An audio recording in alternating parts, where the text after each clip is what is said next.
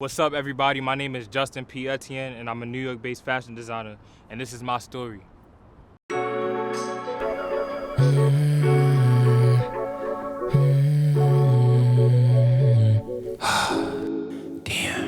Mama, I'm so sorry, I ain't get no 9 to 5. If I did that shit, I feel like I'd be wasting all my time. Yeah, nigga too creative, God gave me a lot of gifts. You gon' understand when I buy you a crib when I get rich.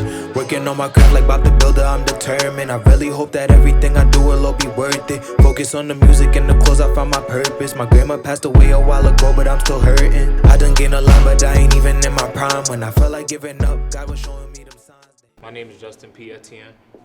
I'm from Brooklyn, New York. I was born and raised, and I moved to Long Island halfway through my life. I'm a fashion designer and music artist.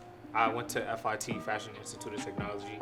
I received my bachelor's degree in production management. Originally, when I came into school, I was like modeling a lot, so I got opportunities to model for like a lot of brands. My first like real modeling gig I ever got was for Hood by Air, like Shane Oliver's brand. And I got like so much insight being backstage. So I got to look at things from different perspectives, from a business standpoint, being a model, seeing the production side of things. More so, it was just about asking questions and staying curious all the time.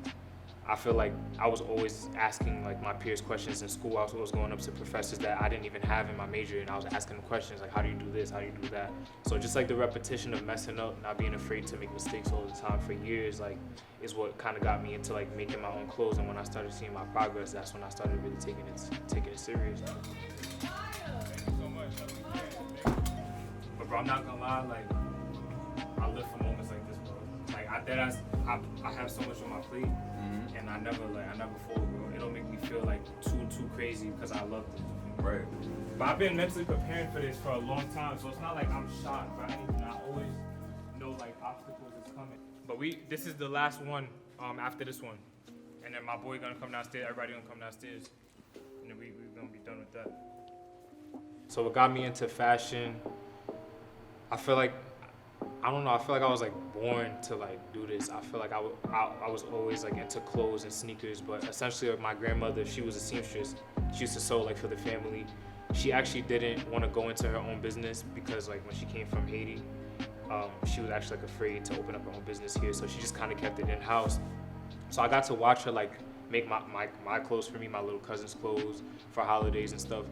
And it was just so interesting to see something that I never really saw before. You don't really go out and see these things, you know what I mean? That I would play on her machine, I'll get like beaten sometimes because she would think I'm gonna hurt myself. But I understood how to use it because I watched her all the time. The biggest thing that I learned from her was just being a good person and treating everybody with the same respect as you'd want to be treated. Like my grandmother was the most caring, loving woman like I ever met in my life, and I feel like that's why when she passed away, it broke my heart because I didn't think that was ever gonna happen around that time, especially.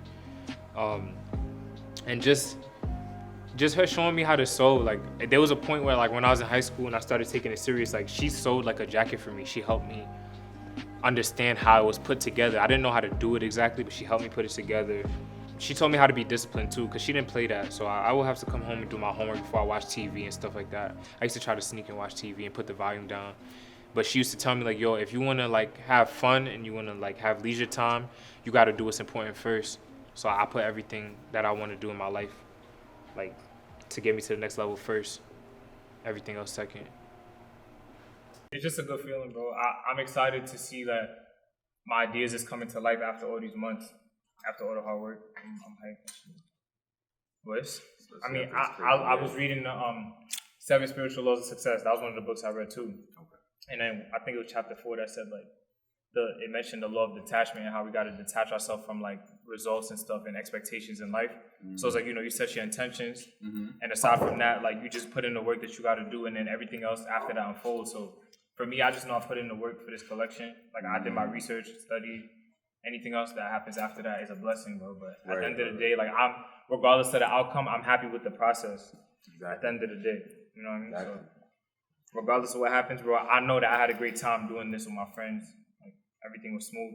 Basically, like literally, just my collection, my music is an extension of who I am. At the end of the day, so like whenever somebody sees my collection or they hear my music, it might not be for them, but at least they were able to look at it and say like, yo, let me internalize myself to see what I can do to move forward and grow with nothing in return, just because I love this shit, But when I'm not doing this shit, I feel like depressed.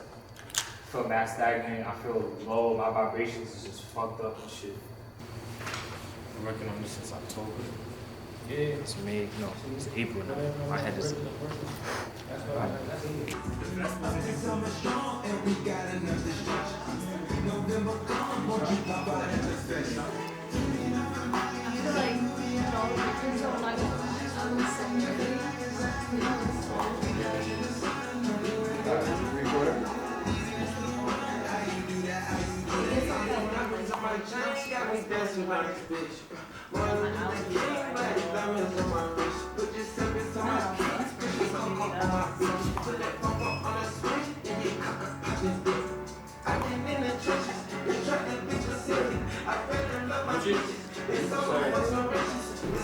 Growing up as a kid, especially in Brooklyn too, I was just like watching a lot of my favorite music artists growing up on BET Network and stuff like that.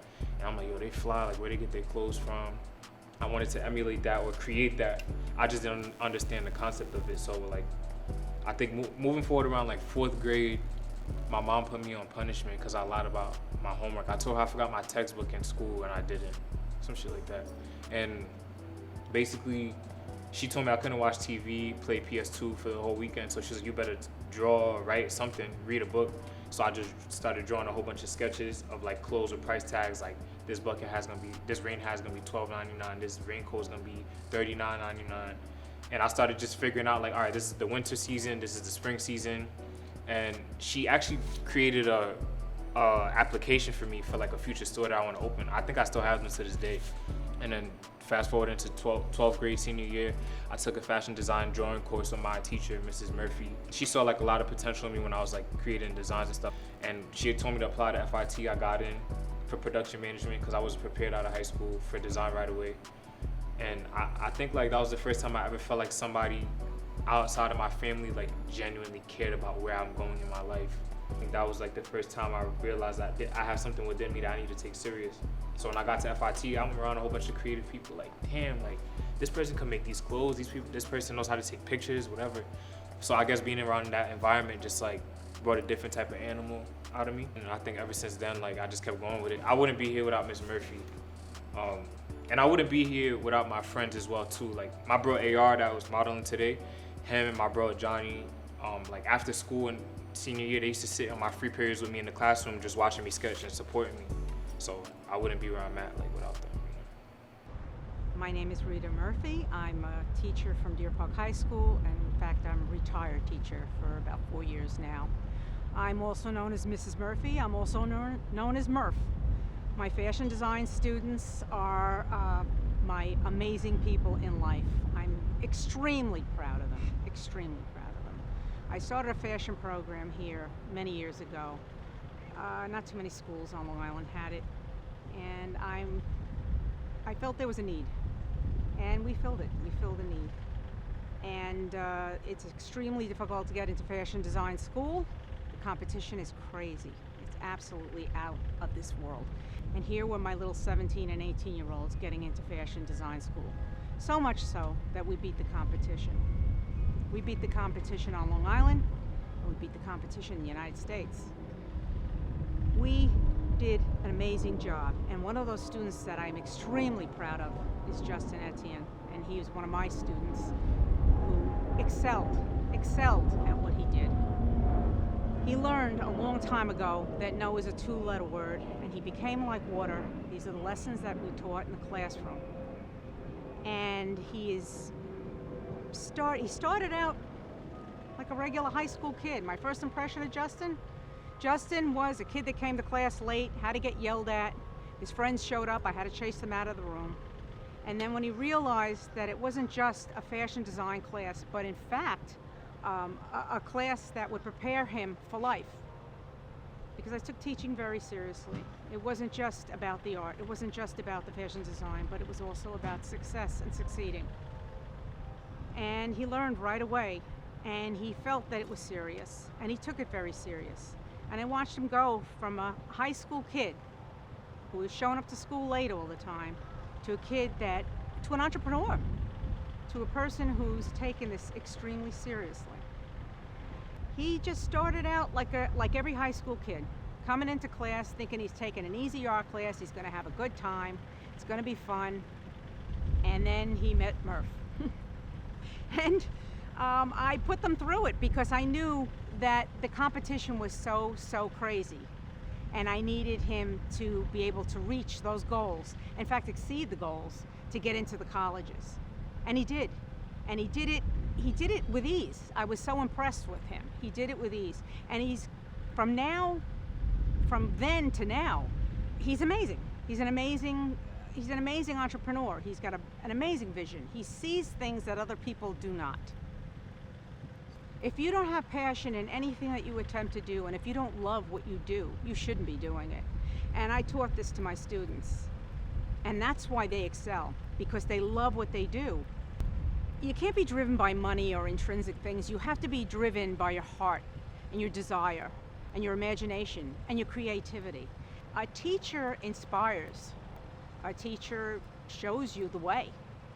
Whether they wanted to come in during lunchtime, which Justin did, he'd come in during lunch. He'd come in on any free period he had. He showed me that he wanted this, and he wanted it badly.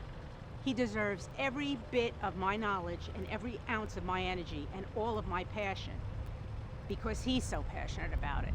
That's what drives a good teacher. A good teacher is driven by the passion of their students.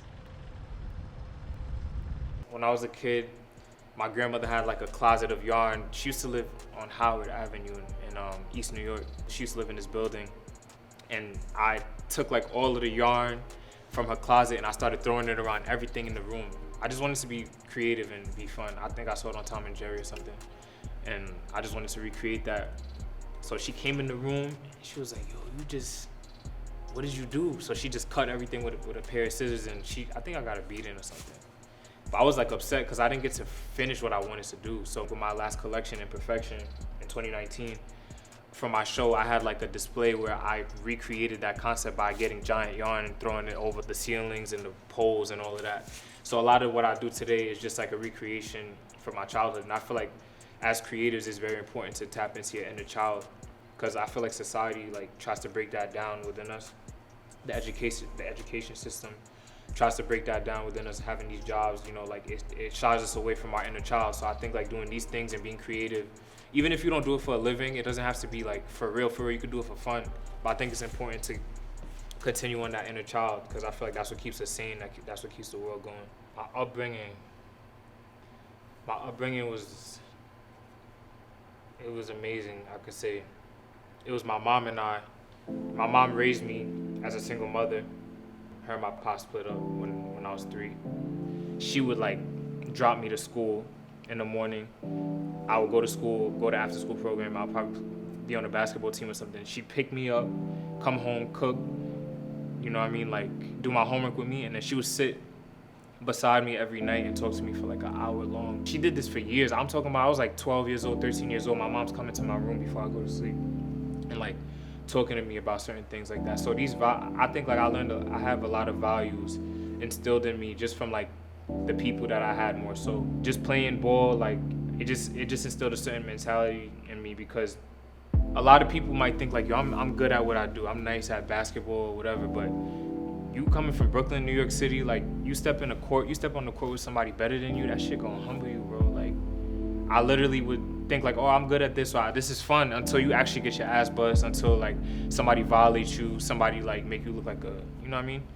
And I feel like I'm glad that I got to experience those things growing up, because I feel like I would internalize myself and ask myself, how can I be better at something? I got to see a lot growing up in Brooklyn. It make you grow up real fast, because everything is so fast paced. You got to become very independent when you're going to school and like transportation and all that. But you know, there's just like certain obstacles that you go through, especially somebody coming from the hood. Growing up, you see like a lot of messed up stuff, and you don't really understand it until like you actually like witness certain things for yourself. So I think like it's good to be able to grow up in an environment where it's not like perfect, because you get to like get different perspectives on things. Some of my inspirations growing up, I would say like Kanye West. Some people might not, you know what I mean? Some people have their mixed emotions about Kanye, but like at the end of the day, I looked at a black man from the music industry talk about everything that he said he was gonna do, and he did the shit. I'm looking at this man like, yo, he's literally in his music videos talking about like his like what he's gonna do with his brand, going on interviews with like Charlemagne and like talking about like, yo, I'm gonna do this with my brand. And I've been in all of these interviews with Louis Vuitton and all of this stuff. And he was like, yo, like they were turning me down, turning me away. And he just did everything he said he was gonna do. You can't take that away from nobody. I think A$AP Rocky was like a huge inspiration for me because you see somebody from Harlem coming from the hood talking about high fashion, like Rick Owens, Raf Simons. I remember back in the day, like when me and my bro AR was wearing Raf Simons, or we would wear skinny jeans to school. We was wearing Jeremy Scotts with the wings on them. People was making fun of us. Like people was like, yo, why y'all wearing skinny jeans? Y'all look feminine. Like why you wearing bucket hats? Like y'all look like y'all fishermen, like wearing ripped jeans and all that. But it was just so good to see like a black man comfortable in his own skin to do whatever he wanted. And he didn't care about what nobody thought. And I think like having those people in society, especially for a black man growing up and wanting to be in the fashion industry, like brought some type of confidence to me to feel like, yo, if he could do that, I could finesse this too. What made me start making music in 2015 or 2016, like around the time my grandmother passed away, I was like really depressed, like down, like bad. I just tried to always have like a healthy outlet to keep me sane and keep me going when I was feeling really bad about it. And I learned that like the best way to like maneuver through life is to acknowledge your emotions as much as possible. So I was watching a lot of my bros from back home doing music, and I was watching their process and everything. To me, honestly, it was just like an outlet for me to express how I felt, whatever I was going through. It was just very therapeutic, and I just kept doing it. And a lot of people kept telling me like, yo, bro, if you want to be a designer, bro, you gotta focus up and take that serious. And then if you want to do that later, then you could pick that up. But if you want to be a designer, then you should focus on that. And I would listen to my friends that I confided in at the time. And, you know, I would listen and be like, yeah, you're right. Like, I'm going to just focus on one. But it just always kept calling me. I opened up for Kehlani for FIT Springfest in 2018, my senior year. And the only reason why that came about was because the president of Student Government Association actually listened to my music on SoundCloud. And imagine this though, like imagine like I really stopped like making music because I felt like I'm a designer and I shouldn't do it. I got that opportunity. That was the first time I ever stepped foot on a stage in my life, like to perform in front of people. And it was like 1,100 people at the arena at that time. I could have set that limitation for myself to be like, nah, I never did this before. I'm not really that good of an artist. So I feel like ever since then, I saw like a lot of people get motivated by what I did, and people were just coming up to me and hitting me up like, yo, I really respect that you're just not afraid to do this. And I feel like seeing people's reaction and knowing that I was able to do that for somebody just kept me going. So I just kept working on music. I dropped my first EP ever last summer.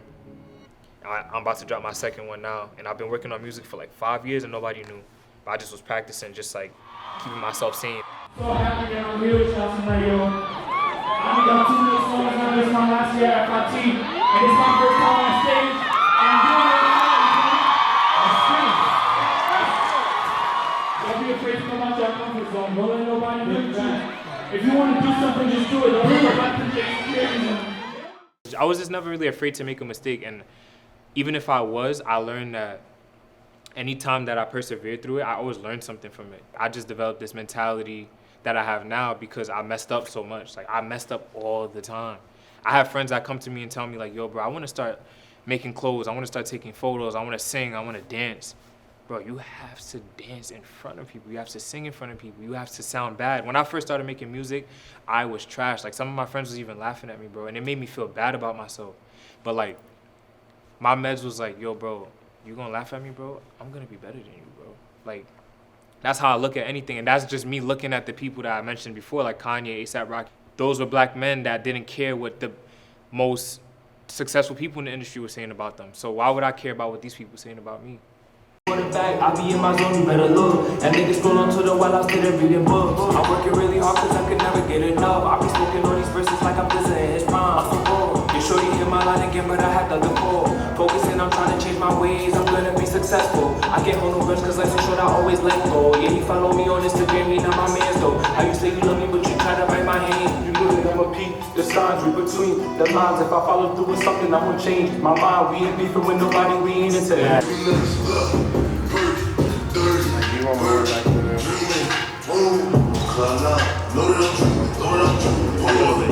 I moved the host back a little bit. and then I'll pull the ladder up a little bit. You think I have to have the bucket for when I walk up. What that great shit? Great shit? What more props can you put? I wanted to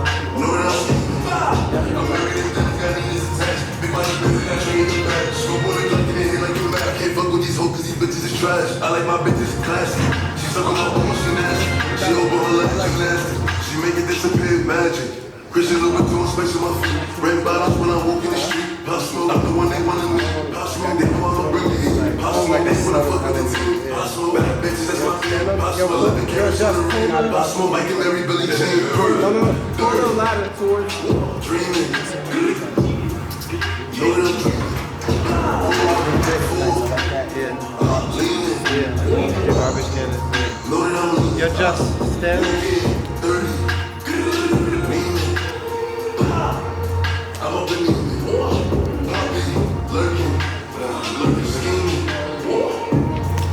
Know that I'm scheming. Jason, blood gun, laser. Me and my bitch, Jason. If I don't got it, she gon' taste it. Rip him up, shake him. I don't fuck with no pigs, no bacon. Assalamu alaikum. Make sure you crop me out. Tripping. They don't got the sauce. You know what the angle do. So what's the matter, we ending you? Hit your body, do it. Once I realized that I don't need negative or painful situations to get inspiration, I was like, yo, I'm gonna pull inspiration from somewhere else. So I just was living my life, internalizing myself and experiences that I've went through. And then I just started just paying attention to like construction workers on the street and just thinking about how like, yo, the pandemic is still going on, but these construction workers is outside like building these buildings for people to live in, for like these offices to be built. And I'm like, yo, it's very important for them to have like some type of apparel to like go to work in, to come home in, whatever. So I love cargo pants, so I started manipulating like the idea of a cargo pant. So I added like these pleats on these pants right here, and that's like that's like more found in women's wear. Pleats is more like of a women's wear thing. So I was like, yo, I want to incorporate women's wear and men's wear and change the narrative of what it means to be a menswear designer, you know? I wanted to drop this since January. And the whole name of the collection is called Please Go Away.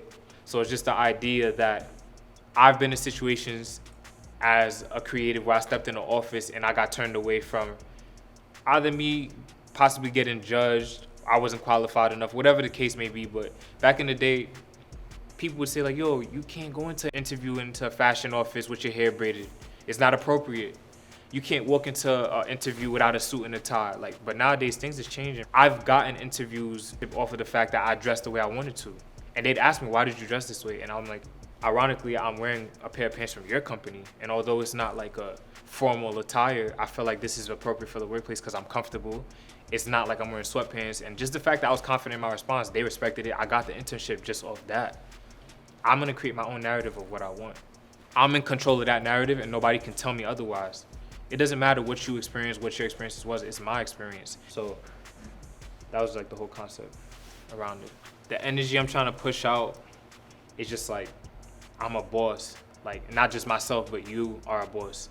She is a boss. Like, he's a boss. She's a boss. We have the power to tap into so many different resources. All of the resources are there.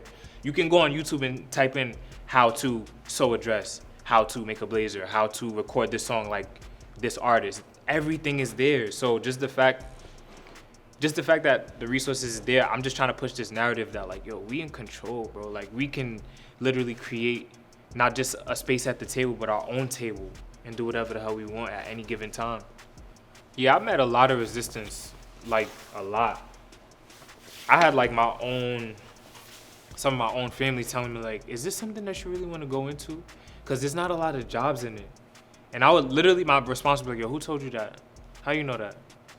It's like, where are you getting this from? You just have your own idea of what you think my path is supposed to be. And I literally would get into arguments with people about it. Like, I'm like, damn near to the point where I didn't want to do it anymore, but I'm a rebel. You know what I mean? So literally, like, when somebody says I can't do something or I shouldn't do something, I'm gonna do it. Not saying that I do crazy shit, like bad stuff to people. I don't do bad shit. But like literally, somebody's like, yo, I don't think you should go into this path because you're not gonna get a job. I'm gonna prove it to you that I'm gonna do it. I went to FIT and like literally I was gonna stay there for a semester because I wanted to play ball. I played basketball my whole life before fashion. That's a fun fact. Literally, I was in the gym with my bros, like, we'll be bowling in the summertime from 12 p.m., 1 p.m. in the sun. We'll go to the community center from 3 to 7. I will come home, eat dinner, go to the gym, train, and do drills, and then we'll play games at the gym and lift and get home like 11. Do the same thing all over again. So, for me, like, I don't know, like, I just learned that, like, I'm gonna be met with a whole bunch of resistance. Even in sports, too, when I was playing ball, there was a lot of resistance that I had to encounter. I had to, like, do a lot of different things to make myself better, to, like, try to outshine the person next to me. So I just applied those things to fashion. And I feel like a lot of people would always tell me, like, I don't know if it's gonna be good for you, but I'm here now, right?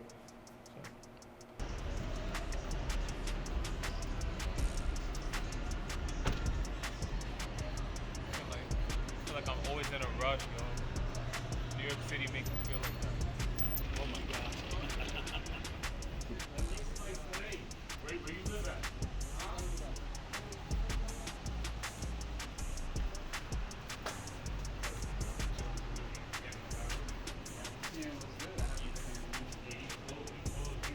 What you need? Huh? You live happy? Nah, I just came to get this. Yeah. What is your take? One thing, you are the best personality, and I hope you will be the big designer for Hollywood. Thank you. Have a good weekend. I'm sorry. I missed my train. Thank you. Okay. Yo, appreciate you, bro. Thank you, man. Appreciate you, man. Yo.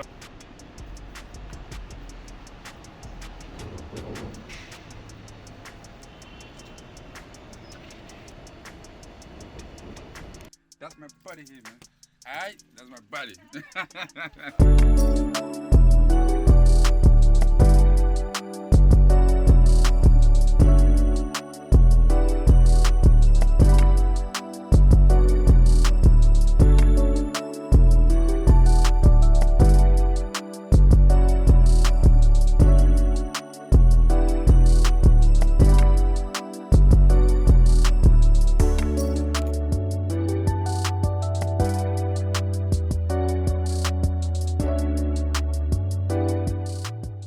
I know him since day one. He always come here to buy, fabric, and then he know the good stuff. When he comes here, I always help him. Always looking out for him. Always looking for, yeah, exactly. And then he's very good, I can say he's gifted. He know what he's doing, So I pray for you to have good and a lot of customers, Appreciate that. This is my buddy right here, all right? Yeah. When we up, I'm gonna come back and give him an envelope full of. Of course. You know what I mean? Gotta take care of my people. Exactly. Yeah. He's a nice guy, definitely. Appreciate Yeah, he's always buying, and then he's very straight, That's what I like about him, Yeah. Favorite designer right now? Myself. Yeah. Cause I feel like nobody think like me. Like, I don't even think that's cocky. I just know like what I like, what I don't like, and I put so much time and effort into what I do. And it's not even about just the end result. It's literally about the process for me. I love the process. We got here at like 2 o'clock today. We didn't shoot till like 3 something. It's like 11 something now. We still here. But I love this shit. So for me, I think that's what sets me aside. Like I'm my favorite designer because I know what I do to make whatever vision I want come alive. I make it happen no matter what. No matter the resistance, no matter who's telling me what, no matter if it's raining outside, no matter, bro, I'm doing it. And I always get it done. Every single time, I always prove it to myself, no matter how much I have on my plate.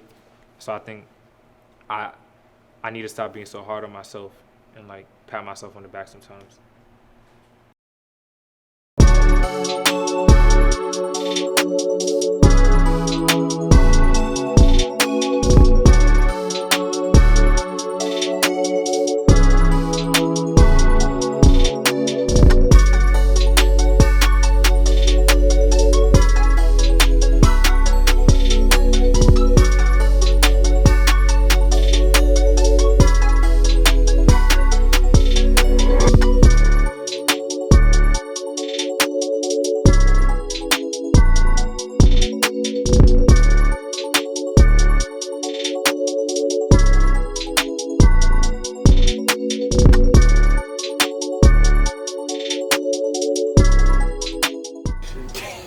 Don't judge me. I don't be eating like that because you know we always be working and stuff like that. I'm gonna gain a little weight this summer though. I be forgetting I'm on camera when y'all filming, so I be saying some shit sometimes and people gonna think like, yo, he mad weird. I be just saying random shit. Yeah, I be calling my bucket hats bucket hats.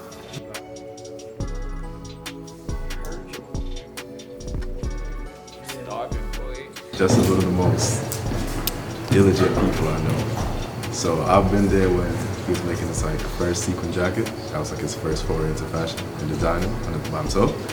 And that was like 2-3 years ago. And it's like every year or so, as being someone that close to the process and the action and knowing behind the scenes, leaps and bounds every time. Like the growth, the learning, and he's someone who's trial and error. So you know what I mean? So he's making mistakes along the way, and you're seeing the adjustments, you're seeing the adaptations as he's learning.